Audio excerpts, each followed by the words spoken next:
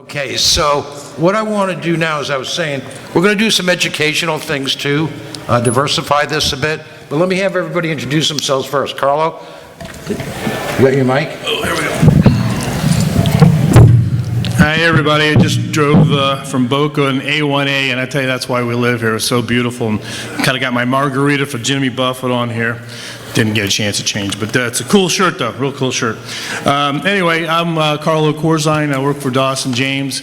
I'm the principal of investment banking and Syndicate, and I've been a part of this organization for over 30 years. I don't know exactly how many years, but it's probably over 30. It was RIBS, and it's been NIBA. RIBS a long time ago. It's been NIBA since then. And just to throw it in for this organization, most conferences you go to, I'm sure everybody's been to a lot of conferences, but most conferences are more specific. It can be biotech, or it can be environmental, or it can be whatever. You know, what's nice? Carlo, that's a great question you just brought up. Remember, this is informal, so pop in if you want to ask a question, do it.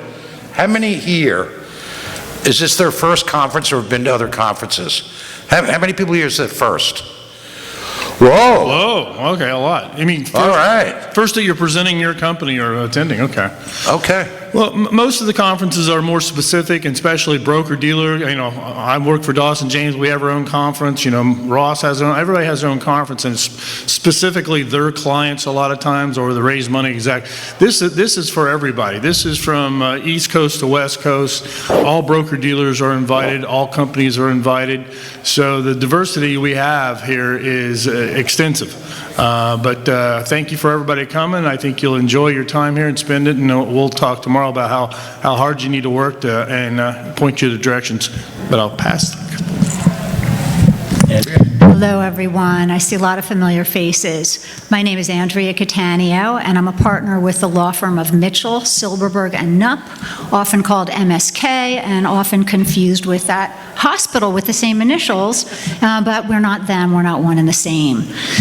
For 25 years, hard to believe, I have been practicing corporate and securities law and really helping companies, entrepreneurs in capital formation, in going public transactions, plenty of private company transactions as well. And in fact, I see a few private companies in here that I recognize that I've worked with in the past. My mission is to help the entrepreneur, to help companies find that package of services, of financing that's not going to over-dilute and not going to harm them long-term. And that's been my philosophy almost since day one, and I've been fortunate enough over the years to have partners that have the same philosophy. So before I pass the mic to this lovely woman who's an entrepreneur I admire so much, I did notice that a lot of you are first-time presenters, and I'd like us to get a good, as a group, understanding of who else is in the room. Are there presenters in this room that have done it 3 or more times, that they've presented to an audience of investors or folks that they would like to do business with? Just by show of hands. Ooh, no, just one. So what I think we're going to try to do as we go through this informal conversation is provide as much value as we can to all of the different levels of, whatever. Look, we all come with a different story. We all come with different experiences, and I know that many of you in the room are also investors. And to the extent that we can provide value and answer questions, we're here to do what we can to make the conference as productive as possible. Nancy. Thank you, Andrea, who I love and adore also. So my name is Nancy Duitch, and I'm the CEO of Avenir Wellness Solutions. I've done so many of these conferences, and one of the things that I've learned over the years, and I have a marketing and branding background, is that how you market yourself and the message that you actually project out, you've got to, for me, that's the most important thing that gets you noticed and recognized above everybody else out there. And I'm hoping that today we can give you some tips and pointers on that so that you can, really really take those and utilize those in a way that is going to be beneficial for your company. And unlike Carlos, I come from the West Coast. So we did not drive out here from Margaritaville. We flew out here from Los Angeles yesterday just to get here on time for this conference. And I'm really thrilled to be here and to help anybody that really wants to up their game. Thank you, Nancy. I'm David Briones. I'm the managing member of Brio Financial Group. We're a management consulting firm focused primarily on audit readiness, pre-IPO, IPO readiness, due diligence, M&A. We currently represent about 40 NASDAQ, NYSE listed companies, another half dozen or so OTC companies, and we probably have 15 to 20 private companies that are being incubated to potentially go public. I've been doing this in the accounting world for about 25 years now. They go very, very quickly. But it's nice to be with all of you for the next couple of days, and feel free to ask any questions about IPO readiness, audit prep, or anything like that. If you see me around, just grab me. We do have a booth, but I'll probably be just floating around, so looking forward. Thank you, David. My name is Bishara from JAISIN Insurance and Risk Advisors. We specialize in insuring companies under $300 million in market cap. We do insure private companies as well, but most of them are gearing up to go public. I've been in the markets for over 25 years in various areas of the marketplace, but just out of curiosity, just to show of hands, how many people currently have D&O insurance? And how many of you feel like you're paying too much for D&O insurance? Right, D&O has gotten a little crazy the past couple of years. So, you know, again, being in this space and what being our specialty, we've created some specialty products. So we do have microcap captive product that we designed. Of course, individuals have to qualify it, or individual companies have to qualify for it, but it enables you to actually share in the profits annually if there are no claims in the policy. We've also designed some specialty products that are packaged that include not just your D&O, but all of your management liability products, cyber, EPLI, crime, E&O where necessary, and a lot of, for the biotech, life science type products. Again, D&O is really a touchy subject these days. It's a necessary component to being a publicly traded entity, especially to attract board members. Of course, your legal teams are going to mandate that you actually have it. There are creative ways to manage the costs of D&O, and I'm always happy to share some of those strategies or discuss your current programs if you think that maybe you could do a little bit better. Great, thank you. Okay, so let's just get to it. I want to say something first, though. Try to, in a way, set the table. And you'll hear me speak about this tomorrow in front of everybody, but I'm kind of passionate about this, as Andrea and a few others know. Everybody in this room is an entrepreneur, all of you. And I and the rest of this organization honors you. I'm an entrepreneur. I know what it's like. I always tell this story, and I guarantee you most entrepreneurs go through it. When you start a business, when I started Hanover back in 1990 and left a good, cushy job at Citicorp, I remember laying in bed at night, staring at the ceiling and saying, what the hell have I done? I'm serious, and I guarantee you a lot of you have gone through that, right? Because it's not easy. It's hard. But you know what? That spirit, the entrepreneurial spirit, and I don't care what anybody says, it is the backbone of this country, which happens to be the greatest country in the world. Are we perfect? No. But just check us out against anybody else.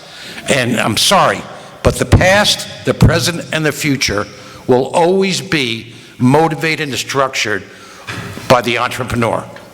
Bet on it. So that's why I'm saying we honor you.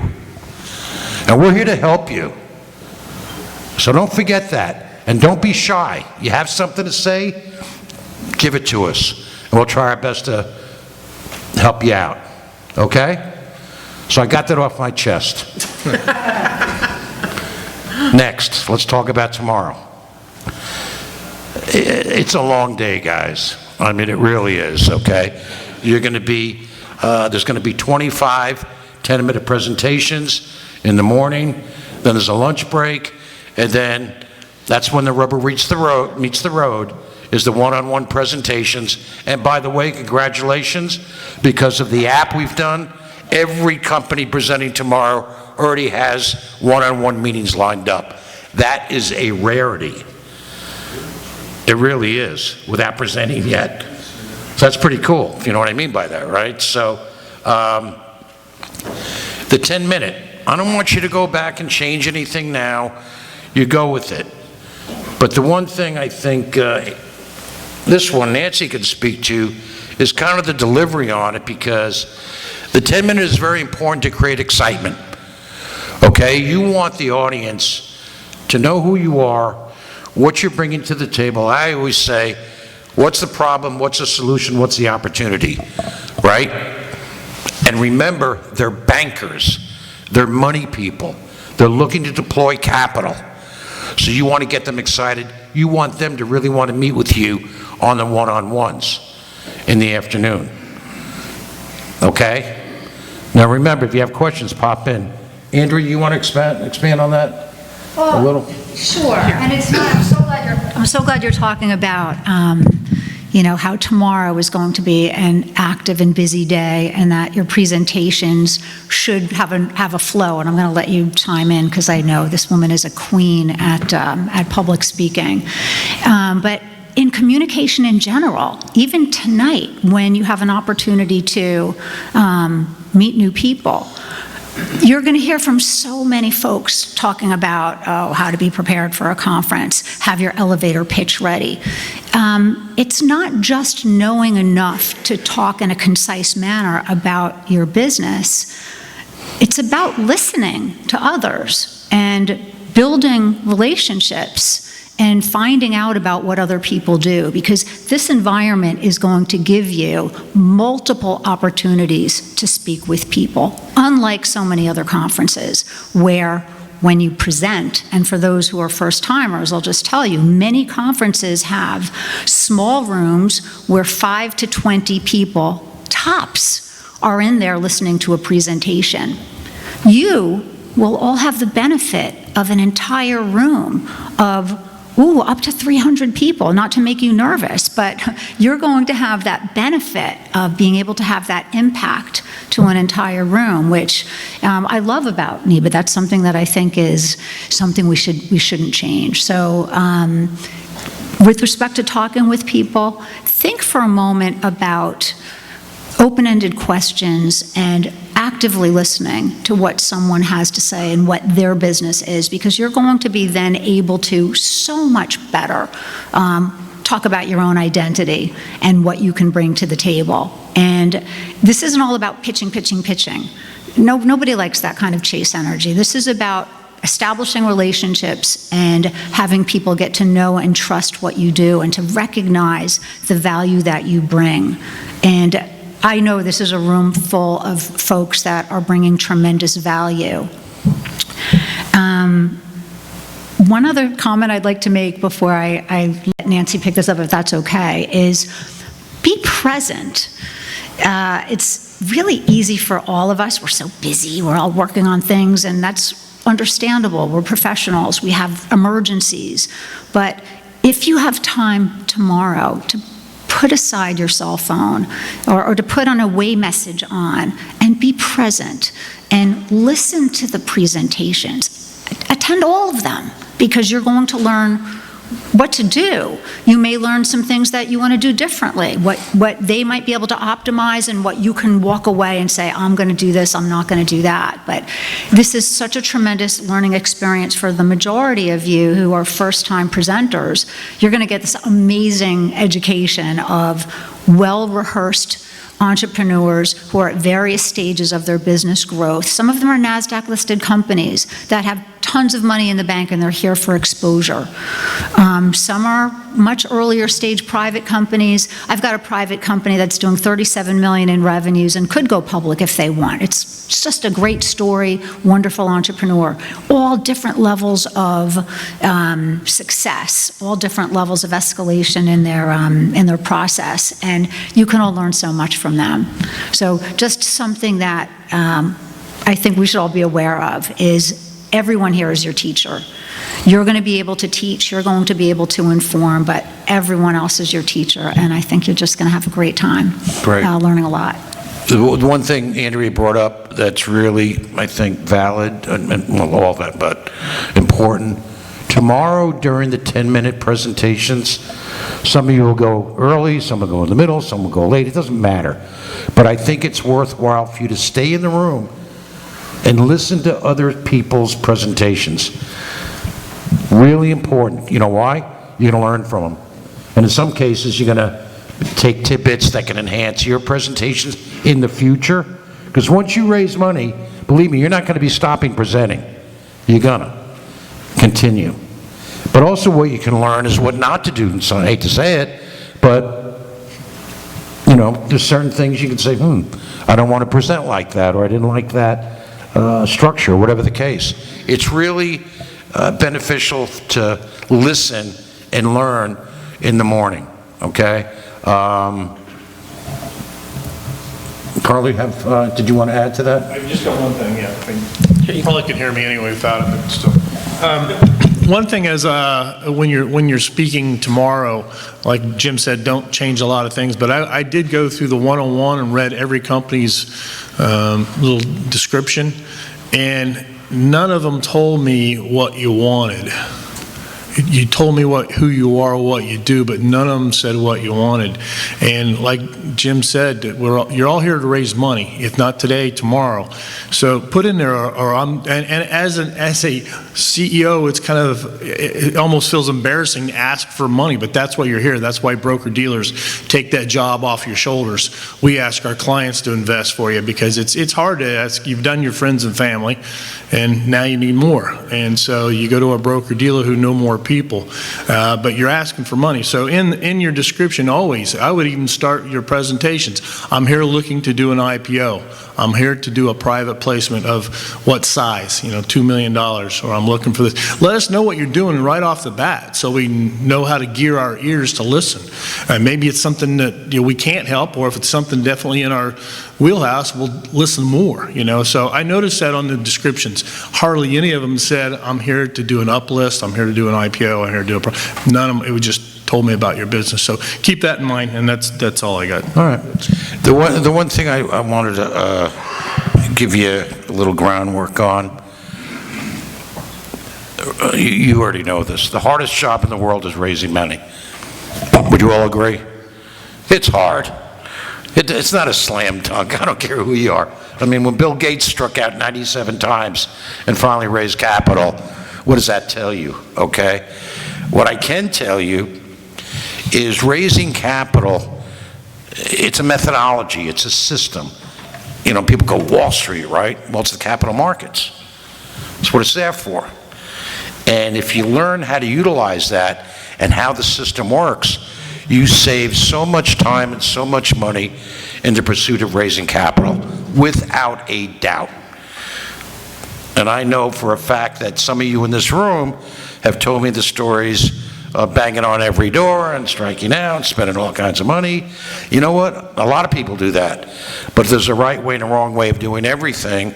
And by being here, trust me, this is a great way, if you've never done it before, to get started. I'll give you an example. Yes, sir. Jim, Mackie over at JHRB. I decided to Hey, Mackie. Glutton punishment with banker. Andrea, Jim, you guys have brought some of the best deals along because you see the passion with you all, you folks. We've had some deals that were knockouts. Wonderful numbers, everything looks great, and it was just told like a script. It doesn't sell, like you guys are saying. That's what I'm going to get into with you, with everybody. Yeah, and also, we do love to know as bankers what you're looking for. Couldn't make that better. Yeah. We'd love to know what you're looking for. No, it's so valid. A lot of the synergies, the vibe, everything else. You want to see the passion in your entrepreneurs. So true. Your business. And Jim, let me just say, that's a great transition for me. So I just want to tell everybody that one of the things I was going to say is remember who your audience is, okay? One of the things I've learned when I listen to other people, and I am sorry if I offend anybody, how boring and monotone people are. I was trying not to say that. So the point is, it's important to learn where to modulate your voice and when not to. Very important. But if you know who you're talking to, it is critical that you understand who your audience is, and it may be that one person in the audience is who you're speaking to. So just a cute little story, but years ago, I used to deal, like I said, I'm a marketing and branding person, and I'm in the consumer products world. And I used to put my products out in the market based upon how I saw it. And my mother said to me one day, honey, they know your name at Neiman Marcus. They know my name at Walmart. And she says, so why don't you run things by me and I'll tell you who your customer is. And that changed the whole trajectory of my future. And I learned it wasn't about me. It was about who my audience was. And that's what you have to understand. Who are you talking to? And remember, if it's one investment banker, no matter who it is, that's who you really have to gear your presentation to. And one thing I learned a long time ago from a very smart person, and they told me that facts tell and stories sell. Weave a story, because every one of you has a great story to tell. And if you can tell it in the 10 minutes, which I believe every one of you can, then that's what you have to do. When I hear about the fact that somebody invented a drug or a biotech company or a pharmaceutical company, and they get into every detail, how I mix this with this and this and this, I'm telling you, nobody cares. You're the only one that cares, and it's not about you, it's about who you're talking to. So if you can remember that and know that what they want to know is, what is the solution to the problem you're solving? And that's what your presentation really should be about. Great, thank you, Nance. Does anybody, I'm going to continue going through the schedule. Does anybody have any questions about the 10 minutes? Okay. I just want to mention one thing about that. What you're going to find very useful, if this hasn't already been mentioned to you, you're going to get some signals throughout when you're running out of time. And I shot a quick video very early this morning about, what to do before the conference, which is rehearse. And if you have time tonight before you go to sleep, rehearse a few more times. It's going to make you feel so much more empowered and ready, and do it with a stopwatch. Do it with your iPhone. Ask Siri to, run a 10-minute time clock. And what you'll have people doing while you're giving your presentation is someone is going to hold up 3 fingers, 2 fingers, 1 finger. You're going to know when your time is running out. But if you've rehearsed it a few times, you're going to know, oh gosh, this is an area where I elaborate, or I have a great story to tell. And that's more important than these other slides that I can save for the one-on-ones. There's no substitute for the practice. Absolutely no substitute for it. Go ahead. So I was just going to say, the other thing is, it's okay to mention or even talk about something you did that you learned a mistake from and that you fixed the mistake. That's okay. All the time. I mean, I'm always very self-deprecating when I speak. But that's why people love you, because you're real. People feel what you've done, it resonates with them. You're a human being. Right. But you need to say things that other people can relate to. Because guess what? How many people here have never failed? Wow, that was great, because not one person raised their hand. We have all failed. And of course, we all know that our failures lead us to our greatest successes, right? So it's okay. You are not going to hurt yourself by telling a little bit of who you are. That's what the investment banker wants to know. That's who the money guys want to know. They want to know you. They're betting on you. You are the jockey on the horse. Because whether you have a drug or a product or whatever it is, remember, you're still selling yourself to somebody. And they don't care. What they care about, can you sell them on what you're doing that's so unique and different, right? So get them to know you. That's really critical. Yes, jump in there real quick. Oh, I'm sorry. No worries, that's great. Obviously, there are a lot of people that are just getting into this in the early stages of raising capital for the first time based on the number of hands that were raised earlier. And it's important to note that, I know a lot of people come to these conferences, and it's not an ATM machine, right? It's not like you get capital instantly and, people just, or bankers just immediately do deals. Build your database. Track it. Understand who the people are that you're communicating with. Understand what they invest in, how they invest, what time they invest, at what point in time they're actually going to deploy capital. Because as you're growing as an organization and as you are having success, these are the people that you're going to want to go back to at a later date, because there will be multiple rounds. And you'll see as you continue to go through this circuit, and as the panelists are up here, there are a lot of usual suspects, I'll call them, in the conference world that you're going to, from place to place to place, and they're watching all the deals. So that as you're having success year over year, they're watching and they're paying attention, and they saw you the first time, and they saw you the second time. And they might have not been an investor the first, second, or maybe even third time. But it's important to make sure that as you're communicating with all these individuals, collect the data and know who you're communicating with on a continual basis. Update them. Even if you don't think they're paying attention, continue to update them over the years. We got to hustle. Let me just say one thing. Does anybody have, I'll keep asking, do you have questions? Yeah, just raise your Yeah, here we go, hands. right there. So, just 10 minutes. Does that include Q&A or does not? No, the Q&A is reserved for the one-on-ones. And What happens if you don't get to get a Q&A? I mean, don't get to get a one-on-one. What's this do you have? This first. I was just going to go to the one-on-ones. Yeah, you'll have Okay. to one-on-ones. You want to, the 10-minute, no Q&A. You're up, you're down, okay? When we start the one-on-ones, in that room, you have a table. Your name is the name of the company is already on the table in there, okay? I'm coming from the investor side. I'm getting there, okay?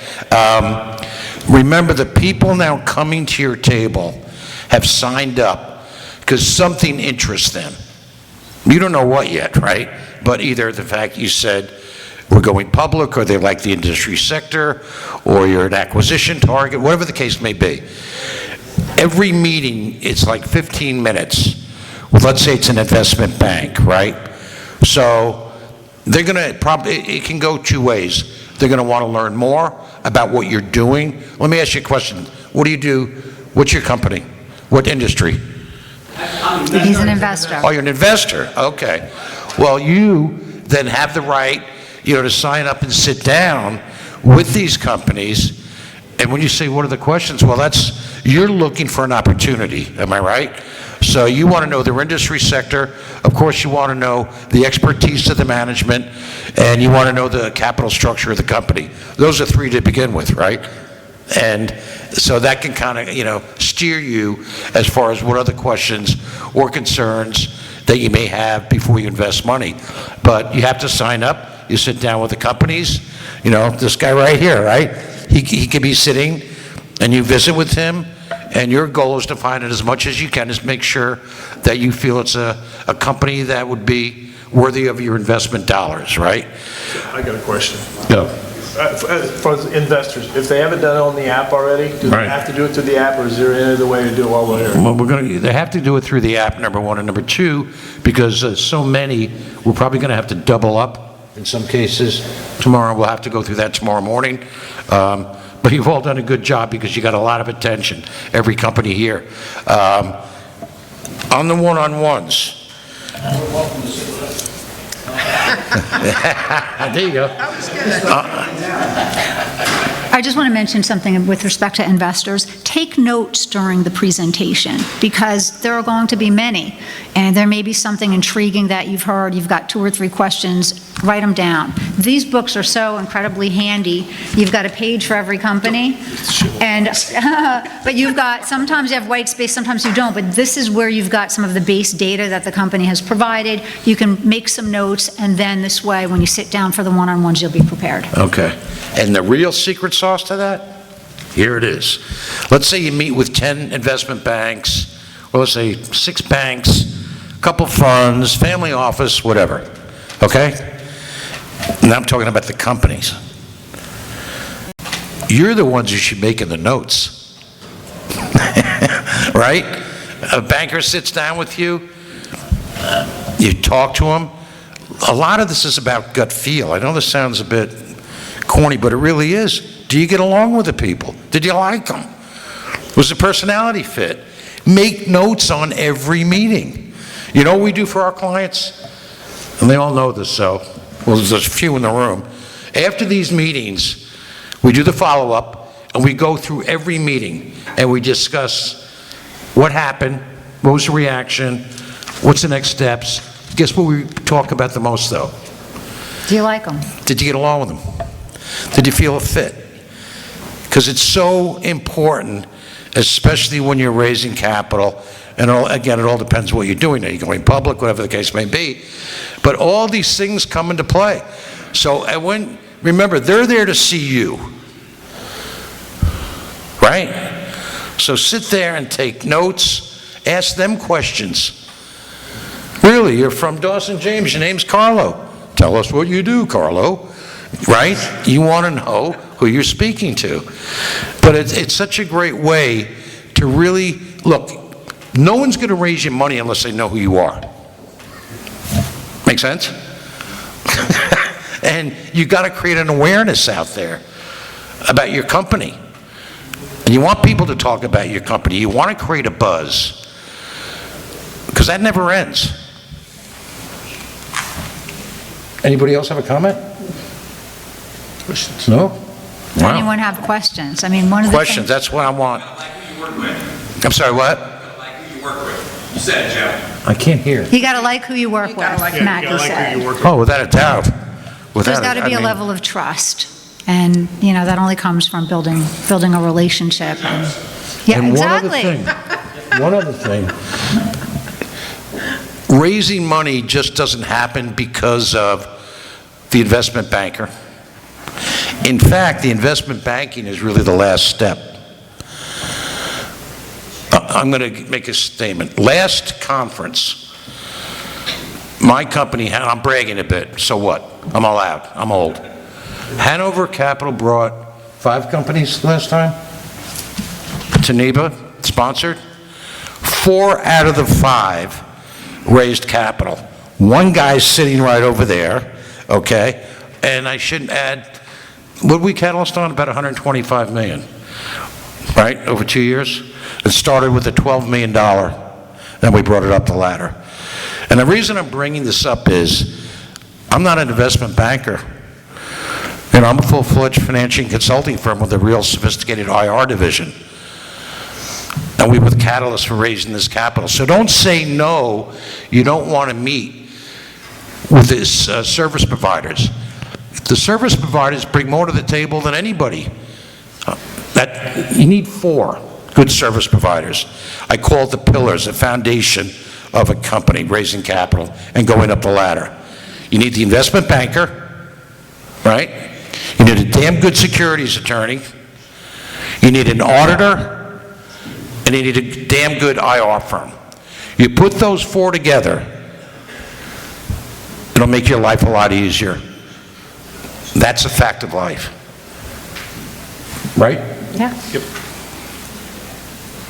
So that being said, remember, you want to get the awareness that tomorrow you'll hear me say this, take as many meetings as you can, shake hands with as many people as you can, get their business cards, follow up with them.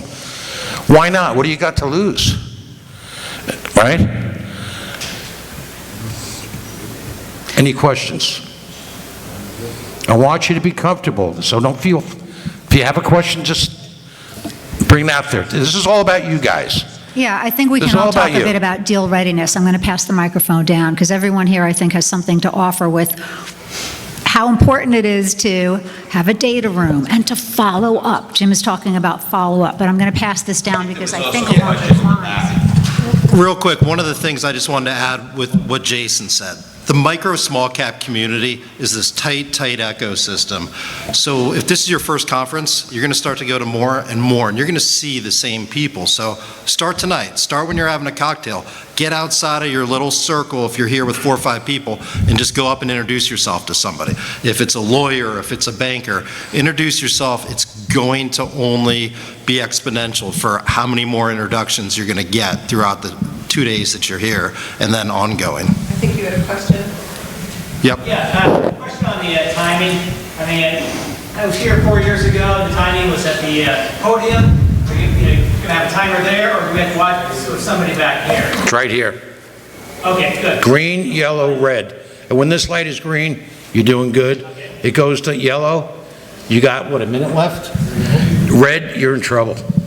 That's when the hook, Jim, seriously. can I ignore it again? That's when Scott comes with a hook. And if you think I'm kidding, I ignored it. Red is 10 minutes today. 10 minutes. When it hits red, yeah, 10 minutes. Whoa, scared myself.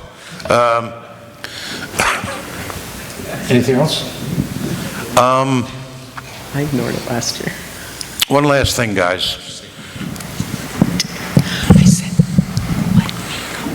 I want every one of you to be successful tomorrow. And I want you to know, this is not a lot of words. We all take a lot of pride. We're all volunteers, by the way. And this is a lot of work. But the satisfaction you get when you see a company come to NIBA for the first time, and then you look back and you go, wow, we did that. I'll give you an example. Anyone ever hear of the company called Taser? Hello? Well, guess where they came first? National Investment Bankers Association. Billy, remember? Taser? That's, you're the one who took the, is it you? Paulson did. That's right. Paulson did, yeah. I use a taser. Thanks, Lisa. Well, today, I forget how we did it. It was, we were all happy to get involved. Chet Paulson, God bless his soul. But the deal started out as any microcap company, right? Any microcap. What was the first round? $5 million private placement or something at 50 cents a share? Today it's a $14 billion company with a B. That's what happens. I'll give you one of my own, was Apollo Medical, symbols AMEH, check it out. It's a $2 billion company today. So it's all possible. It's just up to you. You got to really want it. You go for it. And please make sure that if there are questions or you have concerns, talk to us about it, right? Because it's fun. And when you hit it, you nail it, it's the greatest feeling in the world without question. Because one thing I don't do anymore is sleep at night and lay in bed and look at the ceiling anymore. I don't, because I did it. But I went through it. But it looks like a lot of you have had personal successes, and now you're on to something else, an entrepreneurial type of situation, which again, we all honor and respect. And I'm not going to allow anyone on my watch to diminish that. This is what you're all about. This is what we're all about. So if we can help you on anything, you let us know. All right? So if any other questions, comments from anybody? Then we want to thank you for listening. We hope you gave us some insight about tomorrow. I want you to work the conference. Have fun. All right? Thank you, everybody.